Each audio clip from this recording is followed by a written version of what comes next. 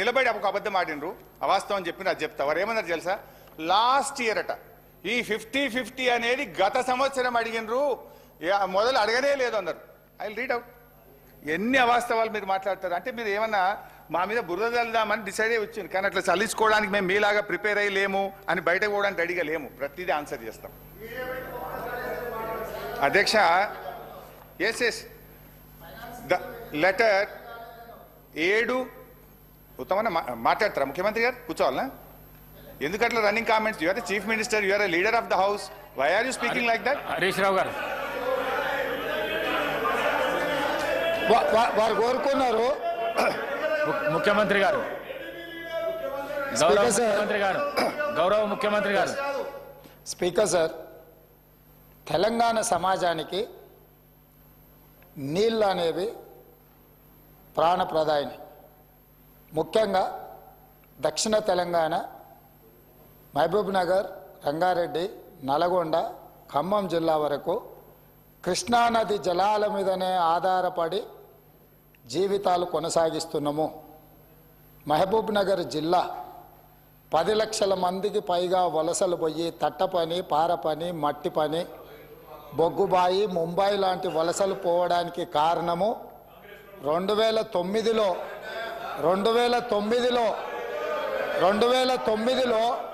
ఒక వ్యక్తి కరీంనగర్ జిల్లా ప్రజలు తరుముతే అక్కడి నుంచి పారిపోయి పాలమూరు జిల్లాకు వలస వస్తే, అయ్యో పాపం వలస వచ్చిండని చెప్పి ఆదరించి ఎంపీగా గెలిపిస్తే పోయి అదే పత్తాటు పోయిండు.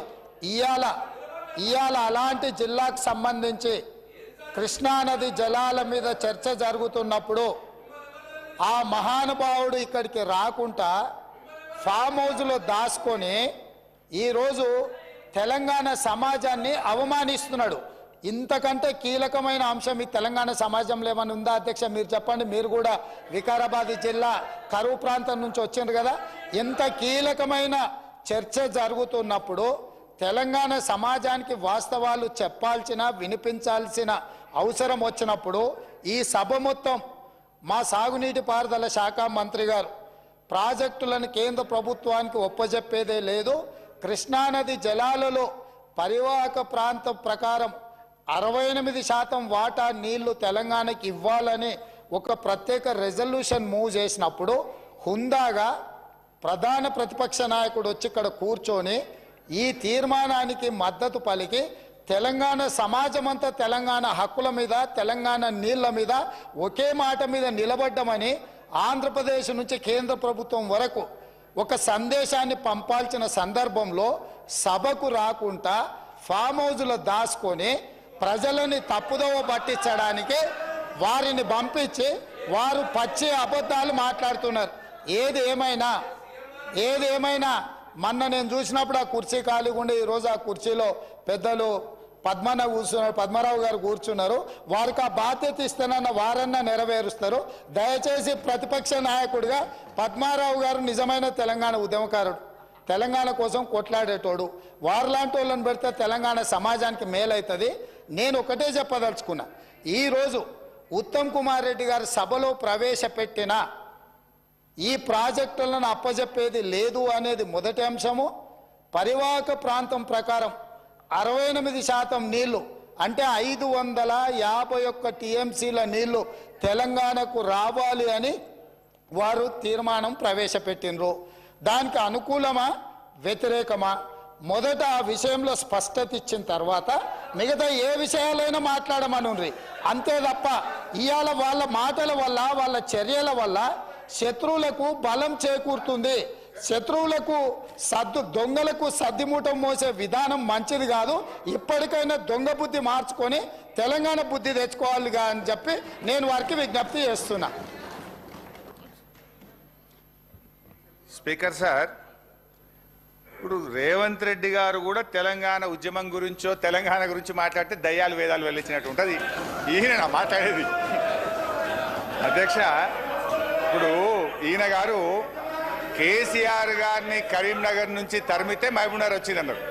ఆయన జీవితంలో ఓటమెరగని నాయకుడు. సిద్దిపేటలో అయినా, కరీంనగర్ అయినా, మహబూబ్ నగర్ అయినా, గజ్వేల్ అయినా నిన్ను కొడంగల్ ధర్మితే నువ్వు మల్కాజిగిరికి వచ్చినావా?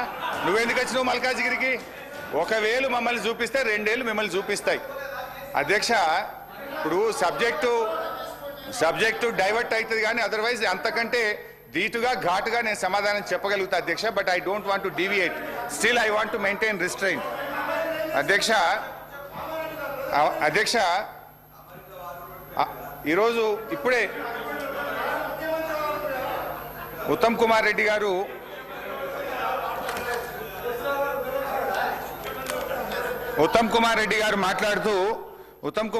మాట్లాడుతూ లాస్ట్ ఇయర్లోనే 50-50 రేషియో గురించి మాట్లాడడం ప్రారంభించారు అన్నారు. అది అవాస్తవం అధ్యక్ష. మీరు రాసిన దాంట్లో పెట్టినారు డేటెడ్ 7 జూలై స్పష్టంగా మొదలే చెప్పిన. మీరు బయటకు పోయి నువ్వు లేరు రేవంత్ రెడ్డి గారు, యూ వెంట్ అవుట్ సైడ్. 7/7/2018 రోజు Telangana chief secretary S K Joshi గారు అప్పటి కేంద్ర ప్రభుత్వానికి స్పష్టంగా ఒక లేఖ రాశారు.